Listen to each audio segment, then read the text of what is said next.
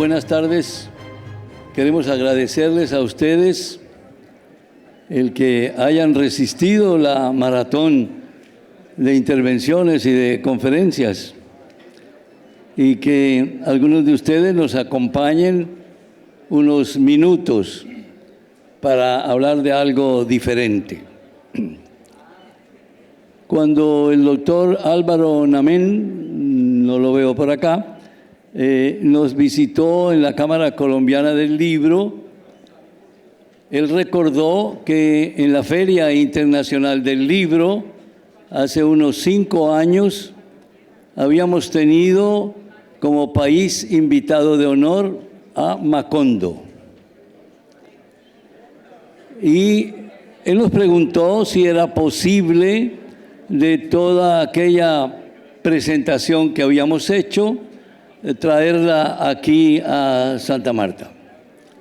Bueno, le dijimos que esto ya no existía realmente, que eso ya todo lo habíamos, cambiado, destruido, lo que fuera, porque eso era solo para la feria. Pero algo podíamos hacer. Entonces nos convinimos que sí, que estaríamos acá y se discutió, ¿qué hacemos en primer lugar? Entonces dijimos, bueno, lo que se nos ocurre es que es en el Magdalena y García Márquez nació en Aracataca, municipio del Magdalena. Entonces, pues hagamos algo de García Márquez. Bueno, y ahí surgió una primera discusión que quiero en este momento soltársela a los compañeros, después sigo contando más detalles. Era, muy bien, pero si vamos a hablar de García Márquez, son demasiados libros para hablar. O si hacemos un repaso de la biografía, pues sería pues un poco aburrido, que cosas que todo el mundo conoce. Entonces no tiene mucha gracia. Entonces sugerí yo, concretémonos en un libro, escojamos un libro. Entonces mis compañeros, incluido el doctor Namén, dijeron, no, pues entonces hablar de 100 años de soledad. Y yo dije que no. Oiga, ¿y por qué no? Y entonces dije yo, mire, a mí me da mucha pena, pero a mí me parece mejor El coronel no tiene quien lo escriba que 100 años de soledad. ¿Y por qué? Y dije, no, es que a mí 100 años de soledad a ratos me parece un ladrillo.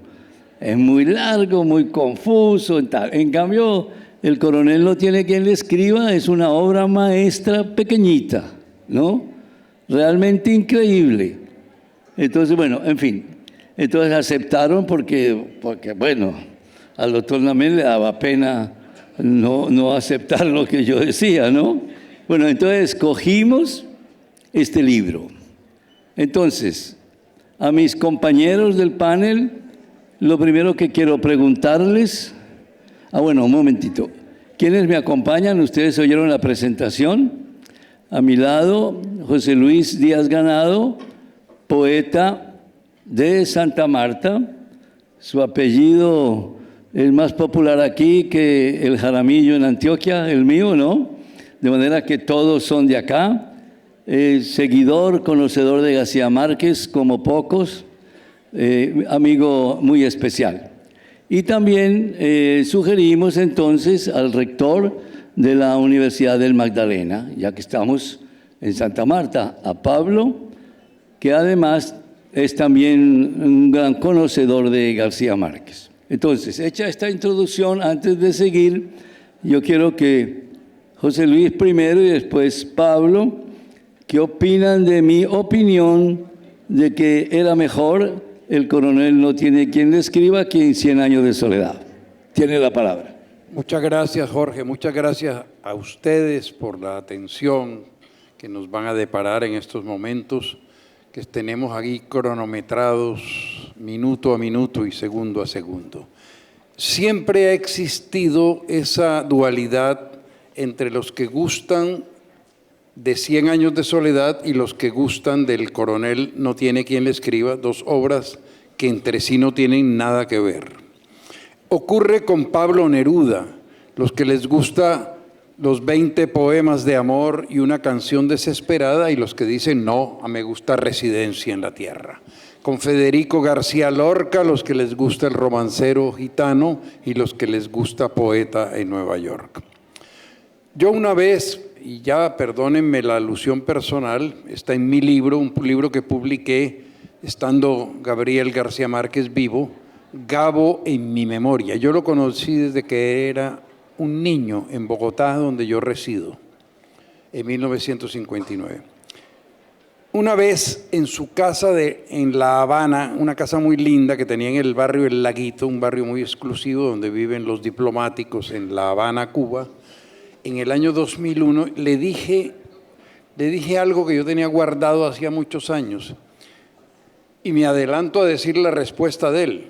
Cuando uno le decía algo muy importante a Gabo o algo muy trascendental, él se quedaba mirándolo a uno y no decía ni fu ni fa. Y yo le dije, Gabo, tú tienes una división entre el río Magdalena hacia el occidente y entre el río Magdalena hacia el oriente. Me dijo, ¿cómo es eso? El río Magdalena hacia el occidente en tu obra es el pueblo sin nombre. En las novelas de García Márquez hay un pueblo sin nombre, que es el de La Mala Hora.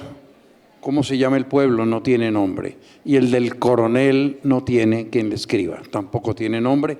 Y el de algunos cuentos, algunos de los funerales de la mamá grande. ¿Por qué? Son cuentos con realidad social, escritos sin adjetivos, periodísticos, con una notoria influencia de Ernest Hemingway.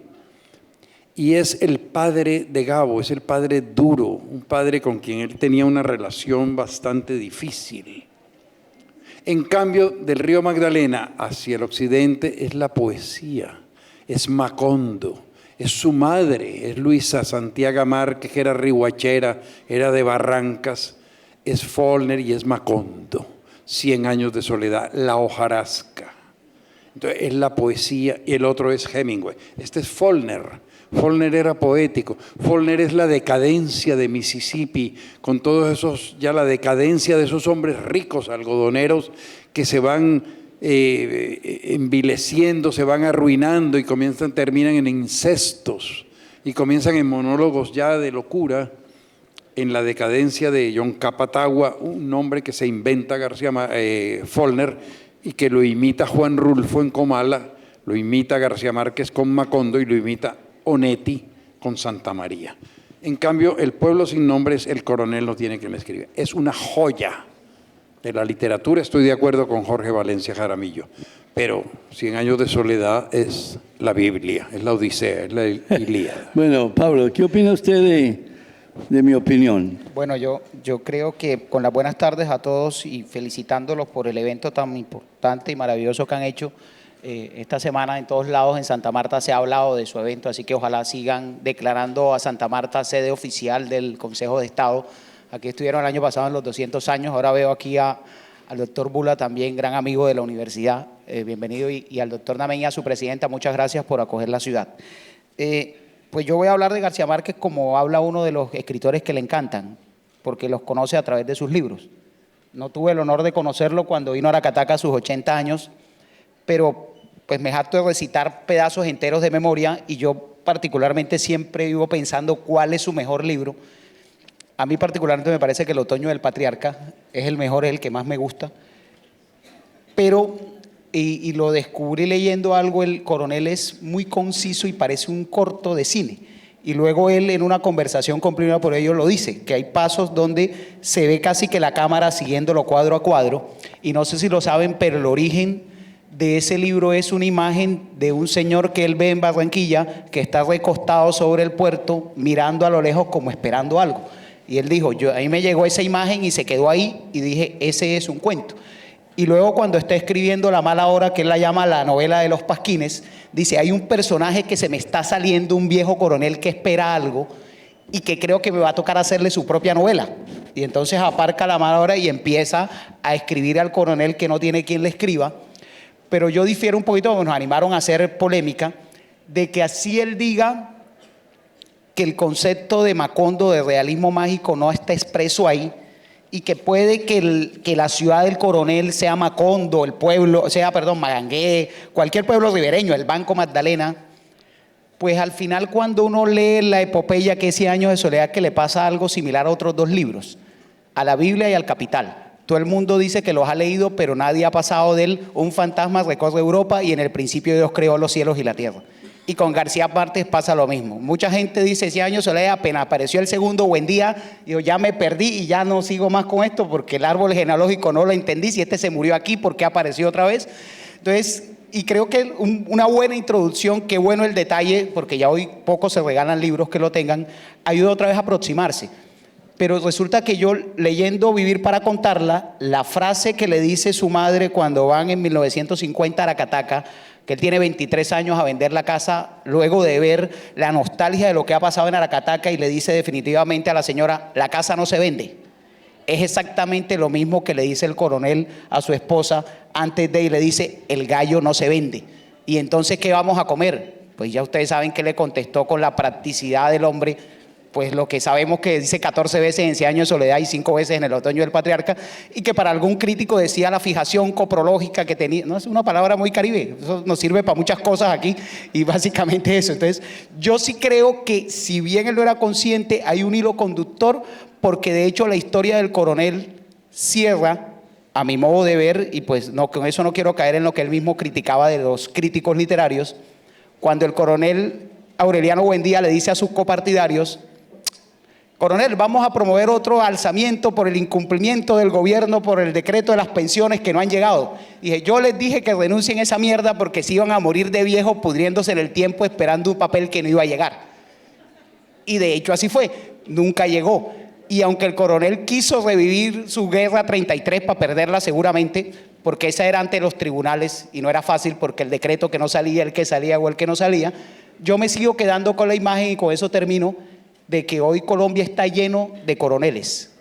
Al consultorio jurídico nuestro llegó una señora el año pasado que había estado 5 años de un lado al otro buscando una reparación por la muerte de su esposo y sus 2 hijos.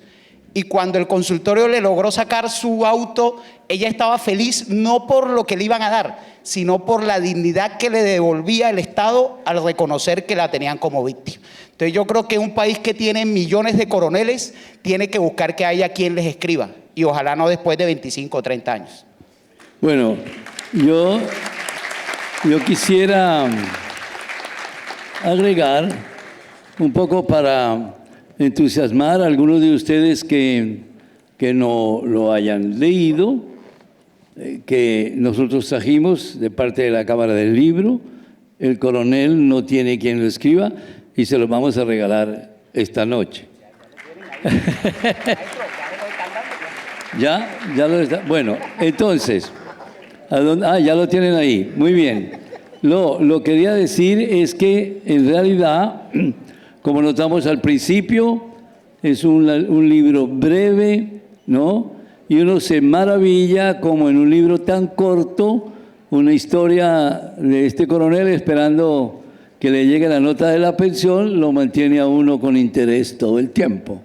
Y uno dice, nada más simple que esa historia. Bueno, pero entonces quisiera entrar en otro tema, que es el del realismo mágico. Uno de los temas más importantes, digamos, de la literatura del siglo pasado fue la discusión sobre el realismo mágico, sobre qué es el realismo mágico, por qué se calificó esta literatura como tal. En realidad, el término del realismo mágico tiene muchas fuentes. Se dio, digamos que básicamente en Europa, en literatura y en pintura. Pero esto vino a América Latina y hay muchos escritores que se pueden calificar como quien escribía con esa idea del realismo mágico. En resumen, y le voy a preguntar a los compañeros, ¿no? En resumen, el realismo mágico no era una forma muy poética de escribir, sino de escribir como si fuera una realidad, lo que a primera vista parece imposible. Sí. hay una pelea muy grande después del transcurso de tantos años y de tantos escritores de América Latina. ¿Cuáles serían los mejores ejemplos del realismo mágico? Bueno, y aquí vengo en otra contradicción para preguntarle a mis compañeros, ¿no?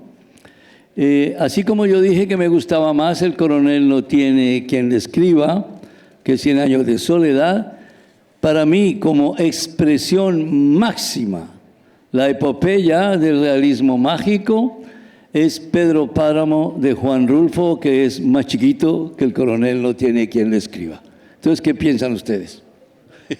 Muy buena pregunta, Jorge, porque eso es inherente a nuestra tradición americana, andina, caribe, pacífica, llanera, amazónica, incluso antártida, en que se crean las leyendas, en que a través de una fogata nacieron las leyendas. Y de todas maneras, cuando eso se convirtió en literatura, esa gran literatura siempre fue como fruto de híbridos. Miguel Ángel Asturias, uno de los escritores que yo más respeto y admiro en América Latina, él se deslumbró cuando era un hombre joven y llegó a París y encontró el surrealismo, que estaban haciendo cadáveres exquisitos y que estaban haciendo experimentos de toda índole, y lo mezcla con sus tradiciones en lengua quiché, el Popol Vuh, y crea El señor presidente, esa gran novela que conmovió a todos los lectores, no solo latinoamericanos, sino de Europa, en 1946, El señor presidente de Asturias. Y luego vienen dos franceses, pues de origen francés, Alejo Carpentier, con toda esa cultura que él traía, con una madre como la de él, que era una bailarina rusa, y un padre francés, y esa cultura de él siendo cubano, o sea, caribe, y hace la transposición de la realidad, lo que llaman lo real maravilloso, que es el pionero del realismo mágico. Es decir, en América Latina se dicen las cosas, como decía García Márquez, con la cara de palo con que mi abuela contaba muchos disparates y muchas cosas reales, que los hacían creíble. Entonces de ahí nace Pedro Páramo, desde luego, porque Pedro Páramo, es decir, García Márquez con Vargas Llosa, con Carpentier, con Carlos Fuentes, con Asturias, con Cortázar, son hombres disciplinados, son hombres de cultura, con Borges. Pero Pedro Páramo es un milagro de la literatura, como Rimbaud. Rimbaud es un milagro, el más universal, quizá el único universal colombiano de nuestros poetas, el único, es José Asunción Silva, es un milagro de la literatura. En 30 años que vivió, hizo una poesía romántica, una poesía modernista y una poesía urbana. Y hace la primera novela urbana y novela del artista. Como en 30 años un hombre hace eso. Eso es un milagro, sin tener tradición en Colombia, porque los propios bogotanos de su misma clase social lo desdeñaban, a Silva. Es un milagro de la literatura, como lo fue Aurelio Arturo. Rulfo es un milagro de la literatura. Un hombre, pero ¿de dónde puede sacar cultura un hombre nacido en San Gabriel, Jalisco, huérfano, criado en un orfanato de unos curas que tenían una biblioteca especializada, y escribe una novela con la tradición mexicana en que los únicos vivos son los muertos? Desde que Juan Preciado llega a Comala ya está muerto, y muere atolondrado como mueren los que mueren muertos de miedo. ¿De dónde saca esa poesía? Rulfo, él mismo debió atolondrarse con eso. Fue tal el atolondramiento de Rulfo que se alcoholizó. El pobre no pudo vivir lo que podía, es decir, ser una figura como un showman, eso no era para él. Y él es heredero de ese realismo mágico, que es la transposición de lo que él leyó, de lo que él heredó y lo transcribe, como hizo Faulkner, como hizo Carpentier.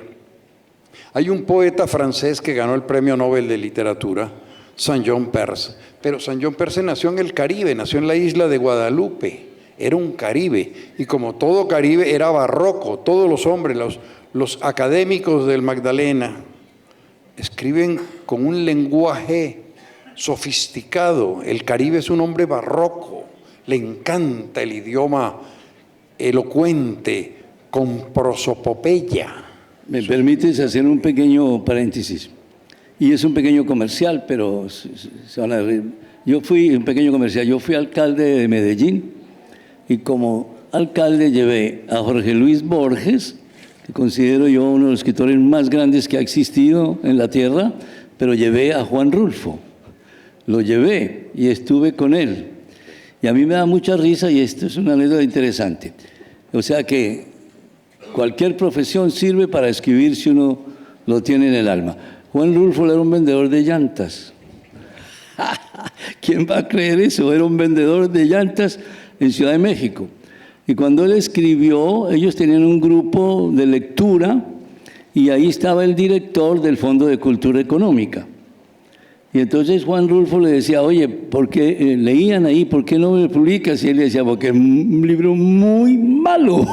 Ese libro es muy malo. Cierto. Bueno, y el hombre le rogaba hasta que dijo, bueno, le voy a sacar pues 500 ejemplares y yo le regalo 400 y los otros 100 porque me los van a vender, vamos a ver qué hacemos con ellos. Así fue, a Rulfo lo trasladaron de México a Yucatán vendiendo llantas, un hombre tan tímido, yo no sabía que era capaz de vender nada, ¿no? Y después empezó ese libro a venderse y se volvió pues un clásico mundial.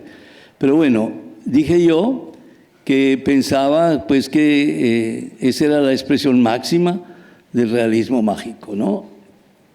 Pablo, ¿qué piensa de esa expresión o de 100 años de soledad? No, yo creo que ese es un debate, y el mismo Gabo Ciesterao diría es un debate estéril, porque en realidad la visión de García Márquez es que, o en el mismo Pedro Páramo, es la naturalidad con la que se cuenta algo que en la racionalidad cartesiana que tenemos es inconcebible.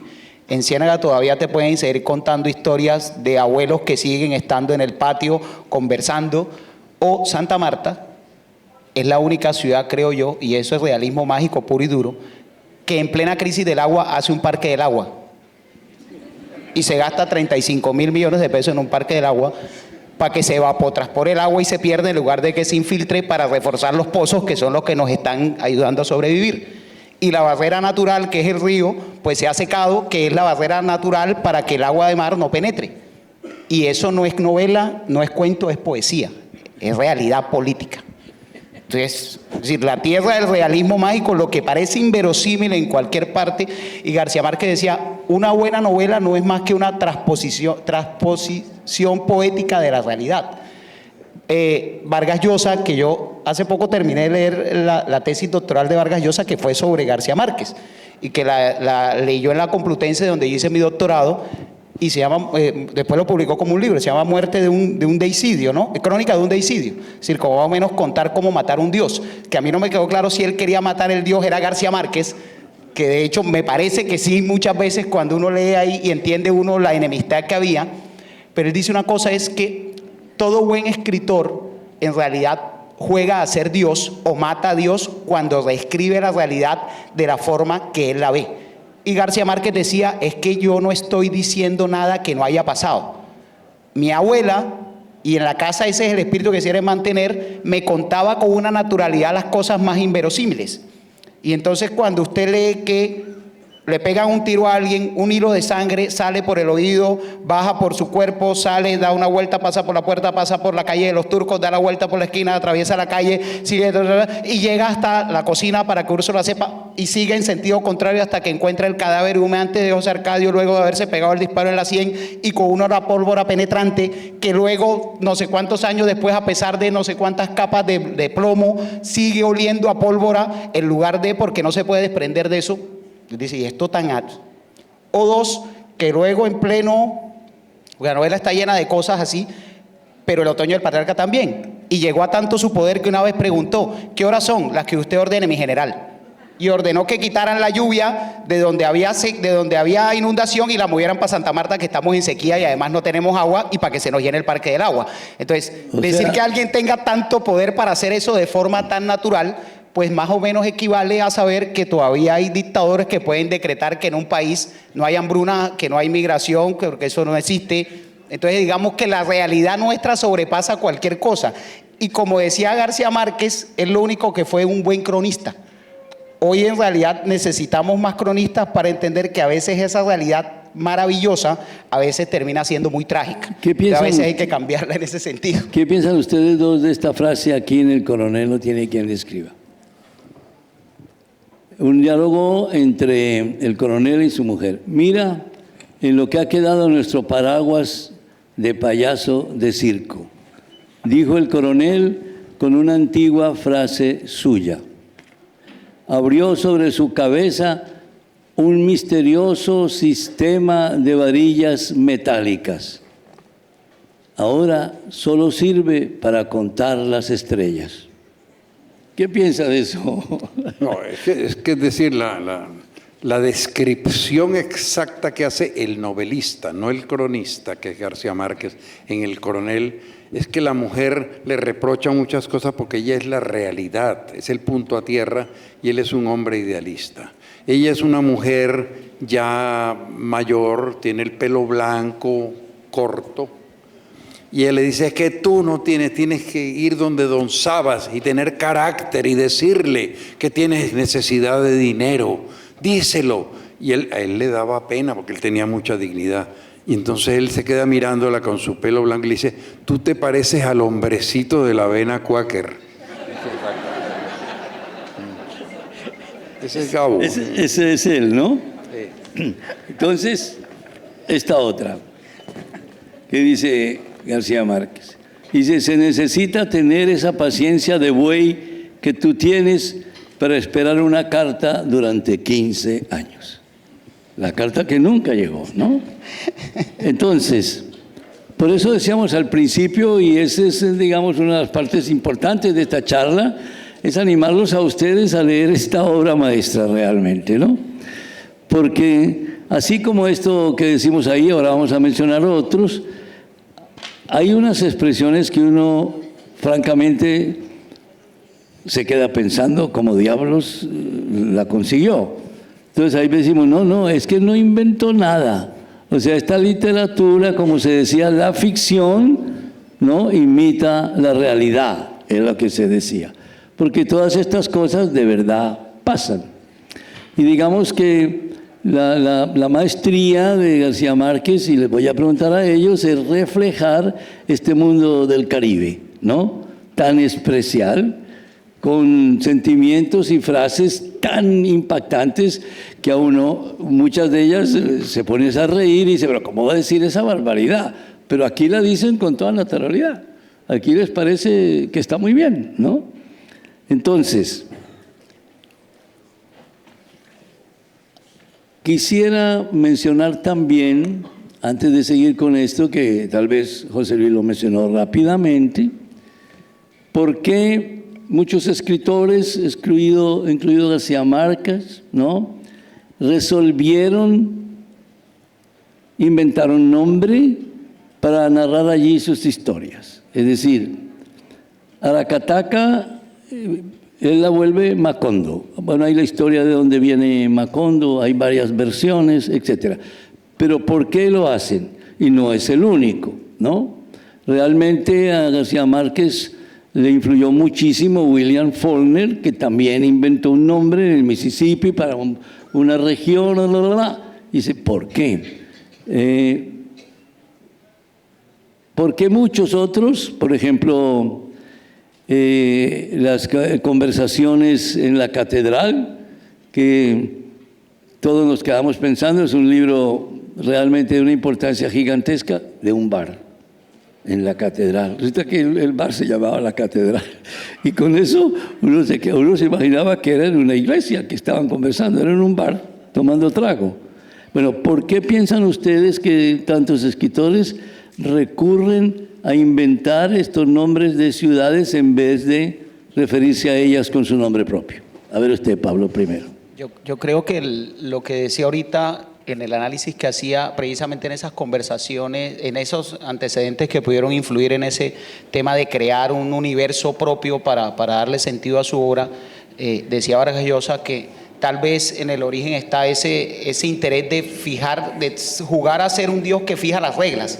Y al fijar las reglas, digamos, ya las leyes de la física no se cumplen de la misma manera, Entonces, si hay suficiente humedad por la lluvia, los peces pueden pasar por la puerta de la sala y salir por la cocina navegando, porque en Macondo eso puede pasar. Decía él que en los funerales de la Mama Grande, que es un cuento maravilloso, ya ahí el ámbito de Macondo es más grande y trasciende, hay una silla enorme y es tan grande que el Papa llega desde Castel Gandolfo en ¿cómo se llaman estas embarcaciones de Venecia? En góndola, en la góndola papal hasta el sepelio de la Mama Grande, que ahora sí el Papa podía subir en cuerpo y alma al cielo, porque su propósito en la vida era venir a darle los santos óleos a la Mama Grande, que era dueña de todo lo habido y por haber. Y entonces él mismo cuenta que luego él puso al presidente que lo recibía como blanco, rechonchito y calvo, para ponerlo muy distinto del presidente de ese momento y no fueran a decir que él se estaba burlando del presidente. Entonces,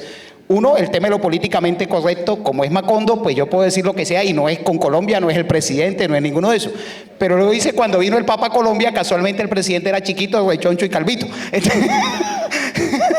Entonces yo creo que en el caso de América Latina no hay que olvidar la represión tan fuerte que se generó cuando García Márquez está esperando en París la carta, el cheque del Espectador, no llega porque Rojas Pinilla cierra el Espectador. Luego, cuando tiene que salir huyendo de Cuba porque renuncian precisamente por las desavenencias internas que había en la misma revolución. Entonces, y ese mismo clima de persecución hacia el intelectual se vio en muchas regiones, no solamente de América Latina. Creo que es una buena aproximación.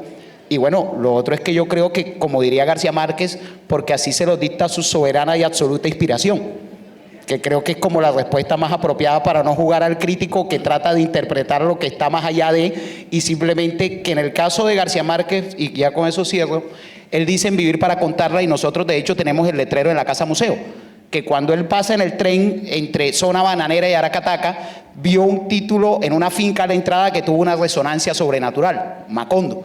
Pero si uno rastrea en los cuentos de García Márquez, Macondo en unos tiene mar, en otros tiene un río, en otros tiene una ciénaga. Entonces digamos que Macondo es un mundo que inclusive está conectado con el interior del país, y el país sigue siendo el interior, ese espacio frío y ese páramo que lo marcó tanto cuando llega a Zipaquirá. Entonces la otra vez en el museo hacíamos un esfuerzo de plantear como los límites del Macondo geográfico, y es imposible. Macondo es un lugar de la imaginación y un estado del alma, como dice el vallenato. Y José Luis, ¿qué piensa de usar un nombre, pues lo que estamos diciendo, para poder decir todo sin tener la referencia a Aracataca concretamente? Decir cualquier cosa porque es un invento. ¿Qué piensan ustedes?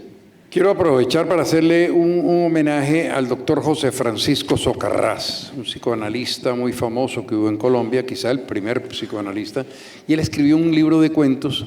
Él era de Villanueva, Guajira, nació en 1905 y murió atropellado por una motocicleta en el año 95, a los 90 años. Y él es el primer hombre que escribe la palabra Macondo en un cuento, en un libro que se llama Viento del Trópico, que lo publicó en 1956. El doctor Socarrás, en uno de sus cuentos, escribe Macondo. Es el primero que habla de eso. Se han dicho, pues claro, muchas leyendas, que era un árbol africano. Gabo lo vio en una finca, lo que tú dijiste es cierto. Lo vio y es el nombre mágico de eso. Pero Gabo tuvo una conciencia desde joven muy seria, además de la influencia de Follner para inventar el nombre geográfico. Pienso que fue por comodidad como recurso literario, como recurso narrativo. No, porque poner a Aracataca ya era volver crónica, una novela, ¿no? El doctor Barbosa, que todos conocemos, el que se ahorcó, y él habla después en Vivir para contarla del doctor Barbosa. Pero no, él hace eso, pero él tenía conciencia del Caribe no como una geografía, es decir, el Mediterráneo fue un mar que señaló todo el fin de la Edad Media, la cultura del Renacimiento, y el Caribe, que tiene casi la misma kilometraje, digamos, del Mediterráneo, es una cultura para el futuro. Por eso nadie entendió en Colombia su amistad con Fidel Castro. Fidel Castro es el único dirigente histórico que nadie pudo derrotar, nadie. Es tan grande Fidel Castro, su visión como estadista, que eso solo se va a poder sopesar dentro de 2 siglos. Y Fidel y Gabo fueron muy conscientes de eso. Eso no lo van a entender en este momento, pues las mentalidades pequeñas en materia intelectual. Svetlana Alexievich, la premio Nobel de Literatura bielorrusa, decía que cuando Cristo iba llevando la cruz para el Calvario, un hombre le dijo a su vecino: oye, mira, este hombre que está llevando la cruz está cambiando la historia. Y él dijo: sí, sal, vayamos al Calvario con él. Y el hombre dijo: no, yo tengo un dolor de muela, yo no tengo tiempo para ir a ver a un tipo así, no sé qué, no sé cuándo. Nadie en su momento es capaz de tener la perspectiva histórica que solo se sabrá en 2 siglos. El Quijote, ¿cuánto duró para que fuera valorado como la gran epopeya de la modernidad? Duró 4 siglos. Gabo es consciente de eso y él entendió que el Caribe no era solamente la geografía, sino un estado de alma. Se lo enseñó Juan Bosch, un gran cuentista dominicano, que fue el presidente que derrocó a la dictadura de la CIA de Trujillo. Entonces él entendió que era un estado de alma. El Caribe llega hasta el Brasil. Brasil no es Caribe. El Caribe llega hasta Mississippi, por eso Faulkner. Por eso la United Fruit Company en Aracataca es el Faulkner aquí en el Caribe. Y Bill Clinton, que es un hombre culto, que se sabe de memoria capítulos de 100 años de soledad, le dijo: yo soy Caribe entonces. Claro, era un espíritu del alma. Y él entendió, para cerrar lo que yo empecé, que San John Perse, que era Caribe, hace el elogio de una reina africana con un lenguaje barroco de crónica.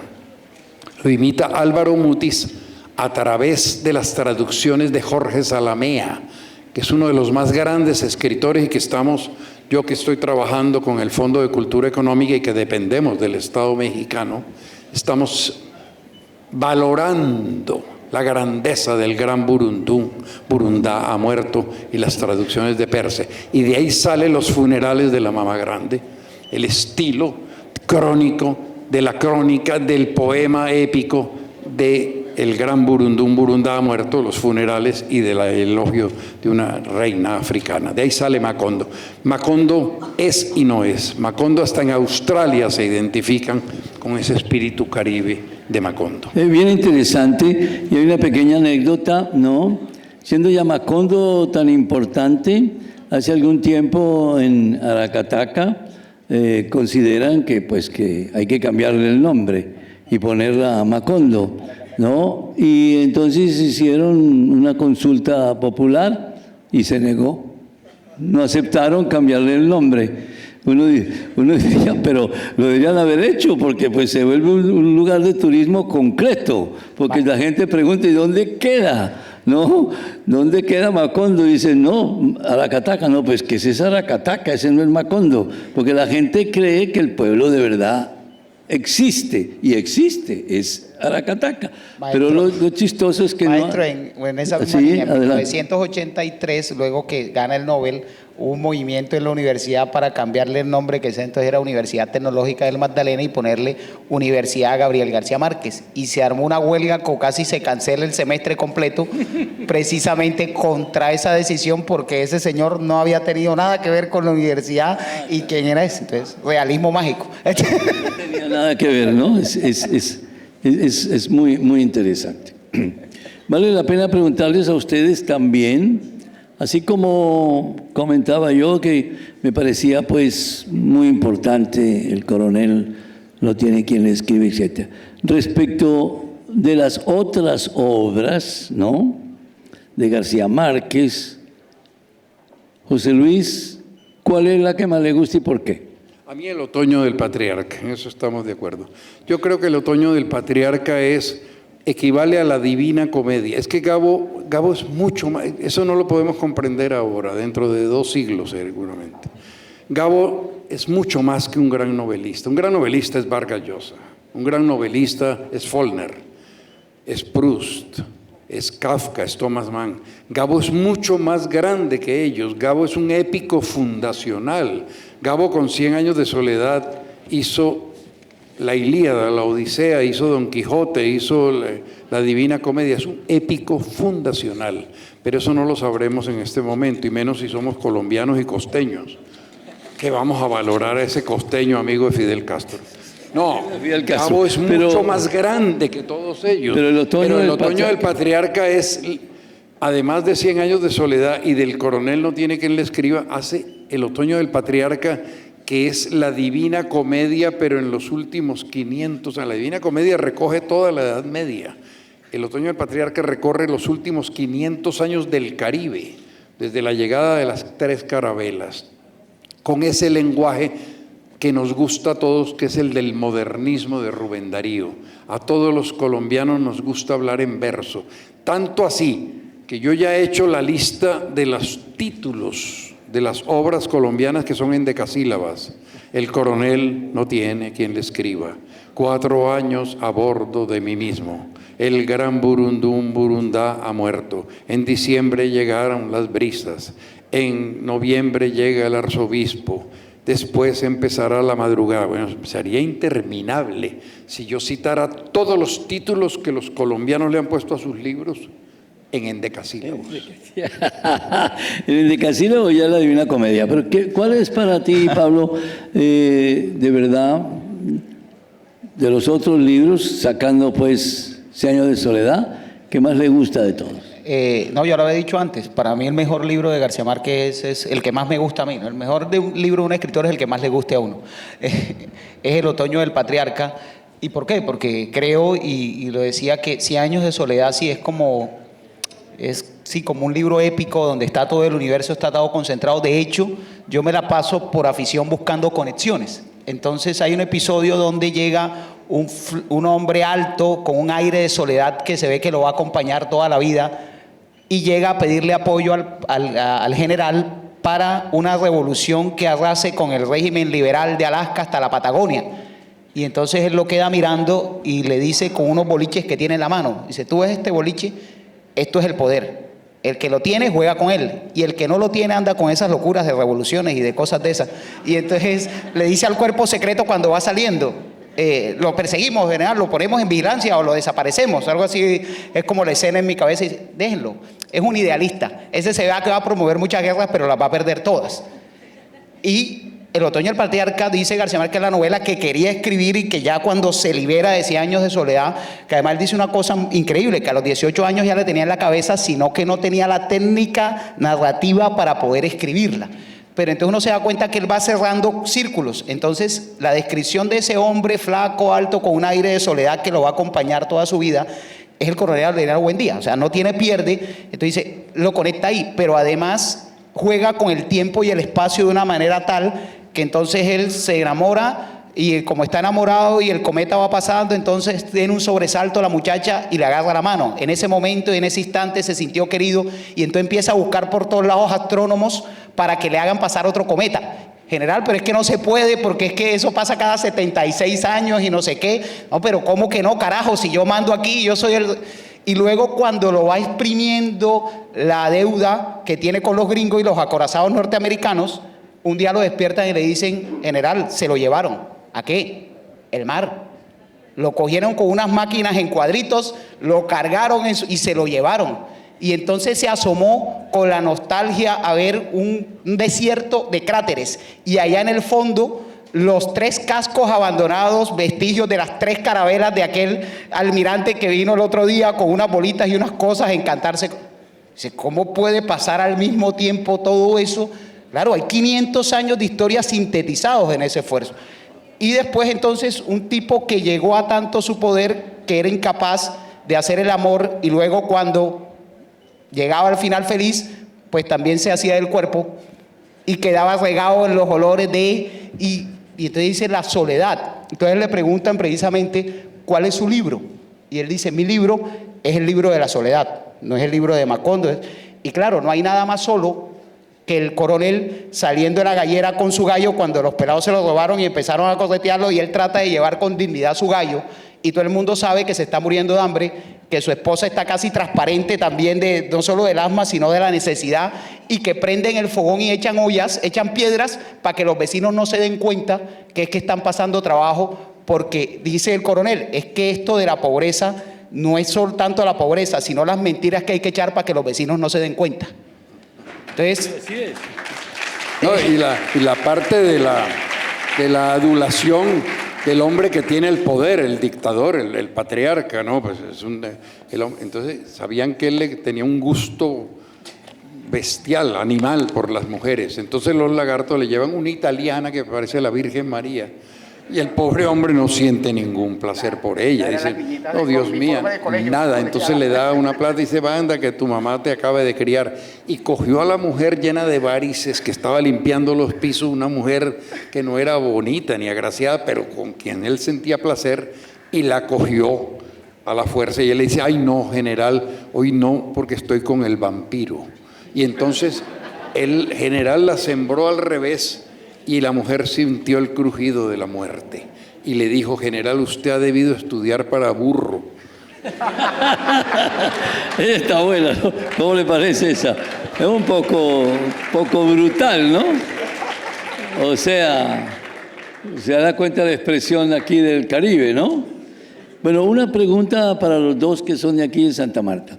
¿Hay algún sentimiento de que García Márquez se hubiera ido a vivir a México y nunca volviera? No, es decir, yo pienso que es absolutamente lícito. Yo tengo un hermano que vive hace 45 años en Canadá y nadie le ha dicho apátrida. Miguel Ángel Asturias está enterrado en Père Lachaise, en París, y Carlos Fuentes. Álvaro Mutis vivió en México toda su vida. Yo no pienso, a mí me parece que era la manera en que él podía escribir de una manera independiente. Hay un escritor colombiano de cuyo nombre no quiero acordarme que se nacionalizó en México porque no quiere a Colombia. Es el hombre que más odia a Colombia y sin embargo Colombia lo adora, nadie le dice apátrida. Odia a las mujeres y las mujeres hacen cola en la feria del libro para que les... Yo no entiendo esa idiosincrasia de nuestro país. A Gabo le pasaba lo mismo. En cambio Gabo vivía en México por razones editoriales, por razones... Y era tal la envidia del hombre medio colombiano que no le perdonaron eso. ¿Y usted qué piensa de ese tema? Ese es un tema, en Aracataca pasa mucho, lo debatimos siempre con lo de la Casa Museo, pero hoy recibimos casi 20.000 turistas extranjeros al año que no llegarían. No es culpa de García Márquez que no tengamos una infraestructura turística, no hayamos sido capaces de aprovechar el boom de lo que significa tener un alguien de ese impacto. Yo conocí una muchacha, una joven rusa, cuando estaba haciendo mi doctorado, que estaba en su maestría y fue a estudiar a España, maestría en literatura, porque quedó fascinada con García Márquez y quería, y su sueño era poder leer a García Márquez en español. Entonces la trascendencia de García Márquez a nivel mundial es impresionante, pero en Aracataca perdió la consulta, el otro. Y una vez yo le decía a algún dirigente político, decía, ¿qué hizo por Aracataca? Así como cuando José Arcadio falleció y puso a Macondo en el mapa de la muerte, porque hasta ese momento no había muerto nadie de muerte natural, entonces Macondo se volvió un puntico en el mapa de la muerte. Pues Aracataca no se volvió un puntico, se volvió un epicentro de una historia maravillosa en el mundo. Es decir, ¿cuál es el papel de un escritor y cuál es la responsabilidad de un escritor? Escribir y que lo lean. García Márquez decía que escribía para que sus amigos lo quisieran más, básicamente, pero pedirle al escritor que resuelva los problemas sociales, que porque ¿quién dijo que es su responsabilidad? Pedirle a un artista que sea políticamente correcto, no, problema de quien sigue al artista y le pone de ejemplo a sus hijos al artista en lugar de ponerle a los académicos, a los poetas o a cualquier otra cosa. Problema de los deportistas que no se han echado de virtudes, es que los deportistas tienen que patear una bola o saltar, hacer lo que hacen en el deporte, porque quien tiene la responsabilidad somos los servidores públicos, los maestros, otros, pero pedirle a un artista que haga lo que no tiene que hacer, yo creo que no tiene sentido. Entonces, creo que hay una cosa que es muy del Caribe, que somos muy envidiosos, y esa frase de que envidia de la buena, no hay envidia buena, la envidia es mala, o sea, uno no tiene que envidiar a nadie. Uno tiene que sentir admiración, ganas de salir adelante, pero no que yo le envidio de la buena, no hay de la buena, esas ganas de que el otro no progrese, no avance. Y creo que la tristeza de alguna gente es pensar, oye, ¿cómo carajo a este man se le ocurrió escribir estas cosas que mi abuela ha contado todos los días y a mí por qué no se me ocurrió escribirlas y hoy sería tan famoso como él? Cosa que despreció hasta todo el momento porque decía que la fama le robó la oportunidad de vivir la vida que quería. Entonces creo que en el fondo es esa cosita del Caribe y del Samario, que también somos bastante envidiosos, no de la buena ni de la mala, sino de la remala. O sea, queremos que el otro le vaya mal, y hay un dicho que resume muy bien hecho, que yo lo aprendí en la playa, porque yo trabajé en la playa mucho tiempo, decía, tuerto con tal de ver un ciego. ¿Tú qué? Tuerto con tal de ver un ciego. Es decir, antes de teníamos 4 ojos, al final de queda uno solo. pero yo quedo 1 y tú perdiste 2. Oye, loco, pero tú tenías 2 antes y él tenía 2. No importa. Entonces, el juego de perder, perder. O sea, esa es como la lógica nuestra, que es muy triste porque la verdad, si García Márquez hubiese nacido en otro lado de Aracataca, yo no me imagino lo que hubiesen hecho hoy, si el potencial y como lo quieren en México es una cosa impresionante. No, por eso le pregunto, porque es muy bien interesante. Durante mucho tiempo se pensaba que García Márquez era mexicano, porque como se fue y no volvió prácticamente, y uno oía y oye con frecuencia cierto resentimiento de que se hubiera ido del país, ¿no? Y ¿Por qué se fue? ¿Por qué se fue? Porque lo amenazó Julio César Turbay Ayala. Entonces, claro, la historia de que corría peligro su vida, etcétera, etcétera. Pero también hay que aceptar que durante muchísimos años, aún todavía, para muchos latinoamericanos, México tiene un gran atractivo, ¿no? Muchos se han ido a vivir allá por la cultura, la manera de ser, su importancia, pues, literaria, cultural, etcétera. O sea que no es raro. Mutis también, como José Luis lo decía, se fue a vivir allá prácticamente toda su vida. Barba Jacob. Barba Jacob, que nosotros quisimos tanto, bueno, nosotros los antioqueños, ¿no? Terminó viviendo en México y allá se murió. Además se quedó hasta su muerte. No, sin duda es muy importante y se explica, ¿no? Por muchas razones que hayan vivido allá. Lo que pasa es que lo pregunté porque todavía hay gente que dice, sí, pero nunca estuvo aquí, se fue, etcétera, etcétera. Pero son cosas pequeñitas, sin grandeza realmente, al ver la obra de García Márquez. Bueno, yo creo que vamos terminando. Estamos muy agradecidos con ustedes que hayan tenido la paciencia de acompañarnos, ilustres magistrados, que hayan tomado un tiempo de todas sus discusiones académicas y bueno, y nos hayan atendido un minuto a nuestras disquisiciones. Estamos muy, muy reconocidos. Muchas gracias. Muchas gracias.